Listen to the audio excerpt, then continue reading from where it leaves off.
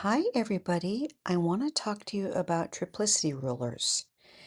Triplicity rulers are planets, and they will help you to analyze planets that are in your natal chart. So let's start learning about them. First of all, let me explain to you what they are. Triplicity rulers are a group of three planets that are assigned to the four elements in astrology. Well, let's talk about the four elements. All zodiac signs fall into one of the four element categories. These elements are fire, air, water, and earth. For those of you that practice tarot, the fire element can be assigned to the wands, the air element can be assigned to the swords, the water element can be assigned to the cups, and the earth element can be assigned to the pentacles. But let's get back to the zodiac signs. The zodiac signs Aries, Leo, and Sagittarius are fire signs. Libra, Aquarius, Gemini are air signs. Cancer, Scorpio, Pisces are water signs. Capricorn, Taurus, Virgo are earth signs. This means that all the fire signs will have three planets assigned to helping the fire signs, as well as helping or influencing any planet that might be in a house that a fire sign is over. For example, if Aries, a fire sign, is over your fourth house, then you have three planets that are assigned to Aries, and they help you understand better the topics of the fourth house. These three planets that are helpers for Aries are also helpers for the other fire signs, and they're like the board of directors. They will influence the expression of the topics of the house. Think of a company. A company gets advice and direction from the board of directors. They influence how a company is seen by the outside world, or they get direction and guidance on how they should operate. It's the same thing for triplicity rulers. Let's stick with the fire signs for now. The triplicity rulers for fire signs are the Sun first, then Jupiter, and then Saturn. This means if you have Aries over the fourth house, which is the topics of childhood and parents, then the Sun will be a helper in how the topics are lived out. The Sun is happy to put a lot of focus on the topics. So this means that this triplicity ruler, the Sun, will really be giving an extra focus on the topics of the houses that are ruled by fire signs. Then after the Sun, you will get the help from Jupiter. Jupiter won't be as powerful as the Sun. The Sun will be the loudest, and then Jupiter's influence will help, and finally Saturn will step in. Now, this applies to all fire signs. The Sun first, then Jupiter, and then Saturn. There is one thing that is really important in regards to the triplicity lords, and it's this. If you have a day chart, then the order of these three planets for fire signs are the Sun first, then Jupiter, and then finally Saturn. But if you have a night chart, the order of the first two planets is reversed. And the first planet for a night chart will be Jupiter, and then the Sun, and finally Saturn. So Jupiter will be the loudest planet that helps in regards to the triplicity lords. Now, this applies to all the triplicity ruling planets for every element. If it's a night chart, you'll have the first two planets reversed. So let's look at a table that gives us all the triplicity rulers for each zodiac sign. All right, here we have a chart that gives us the information. I want you to take a look at where I have the red outline on the very top of this chart. It says triplicity of planets. The D is for day, N is for night, and P is for participating. Let's go to that red X. That's Aries. Let's say we have a day chart and we look to the house where Aries is over. Then we know, because it's a day chart, that the Sun is the loudest helper, then comes Jupiter, then Saturn. You see that D up there?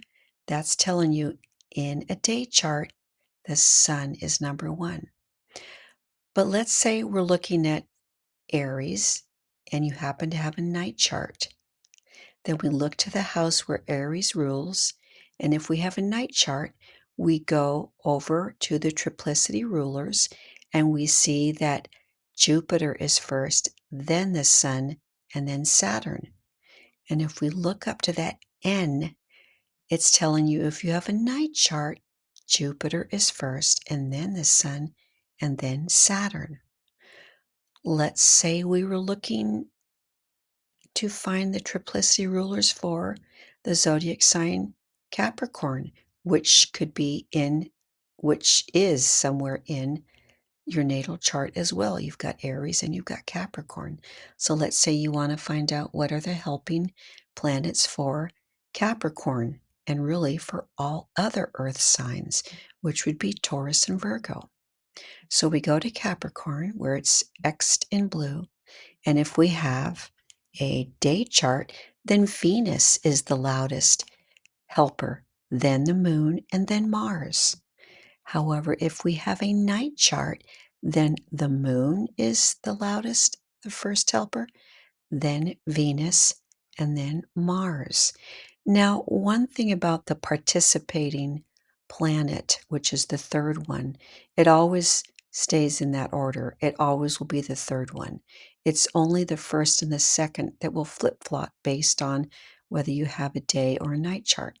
But that participating planet kind of sends its energy over the other two. It kind of influences the other two as well. Now, medieval astrologers believe that you can look at, let's say, let's go back to Capricorn. Look at the topics of the house that Capricorn is over. And the first third of your life for those topics will be influenced by Venus. Let's say you have a day chart, will be influenced by Venus. The second third will be influenced by the moon. And the final third will be influenced by Mars. So you can look at these triplicity rulers kind of for different reasons. Check it out. Look at your chart. Find where Capricorn is. Do you feel that the topics of those house, if you have, let's say, a day chart, that the topics of the house for the first third of your life were pleasant, kind of with a Venus influence? And then the second third was more emotional with the moon influencing it? And then the final third is Mars, which is a little rougher, especially if it's a day chart. Mars is the malefic out of sect. What do you think? All right, I'm just going to repeat what you could find on the previous chart or table that I shared with you. So for fire signs, the first is the Sun, Jupiter, and then Saturn. That's for a day chart. If you happen to have a night chart for the fire signs, it would be Jupiter first, then the Sun, and then Saturn participating. Air signs are Saturn, Mercury, and participating Jupiter. If it's a night chart, it's Mercury first, then Saturn, and then Jupiter. For all the water signs in a day chart, it's Venus first, Mars, and then the moon participates.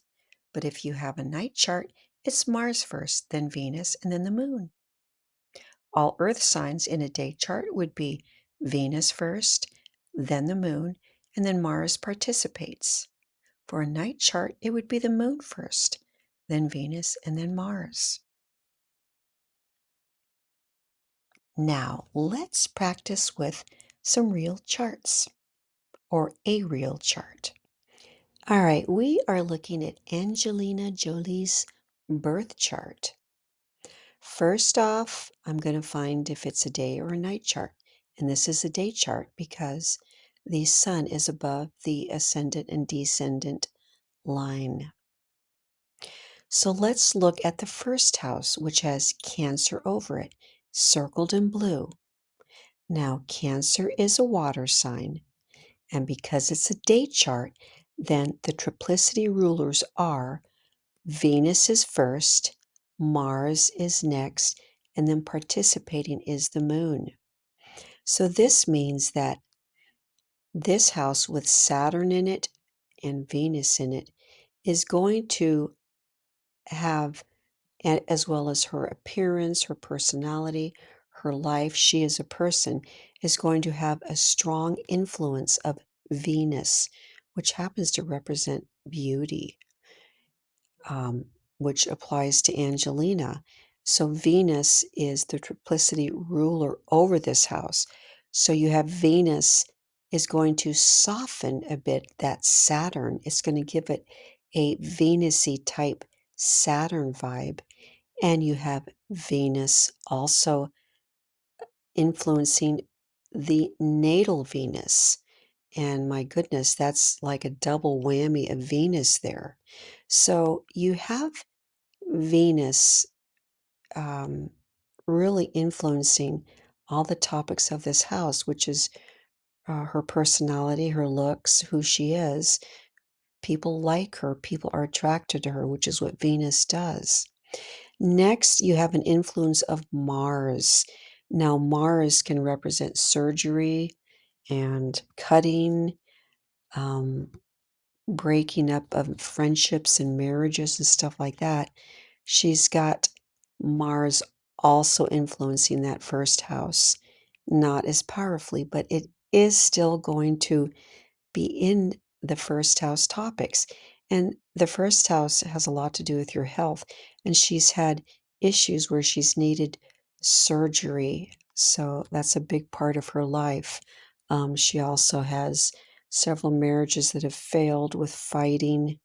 If you look at her history, she had a history of self harming herself and attempted suicides. It's really quite sad, but you can definitely see the Mars influencing the topics of that house as well as those planets.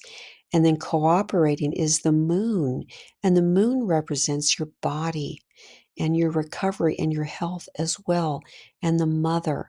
And so we've got all of that influencing Angelina as a person. And um, the moon is very emotional. So the moon is being um, joining up with Mars and Venus, and kind of you can see where this triplicity ruler, these three planets that are attached to all the water signs, are bringing in the Mars element, and she's got Saturn in the first house. So the two malefics are in her first house, which is herself. She is a person, her personality, things that happen to her body, her relationship with her mother, etc. And that does apply to her life. Now, that also means that the fifth house of Scorpio and the ninth house of Pisces are going to have these three triplicity rulers in this order of Venus, Mars, and the moon. And it's going to apply to the topics of those houses as well. Let's take a look at Aries up there on her 10th house. Now, Aries is a fire sign. It's circled in orange. So you see to the right, because it's a day chart, we have the sun as the first planet that influences the 10th house, then Jupiter, and then Saturn. So we've got the sun adding another focus to all of those topics of the 10th house, which is her career, her outer image, and it's highlighting that Mars, the moon, and Jupiter. And then second in power is Jupiter, which is expanding her career, expanding those planets that are in the 10th house. And then cooperating, you have Saturn, which is kind of um, causing a more responsible outcome or being seen as someone who is responsible and has boundaries. Also, maybe someone who has difficulties with their career or become much more successful in their outer image and career later in life, because that's what Saturn does.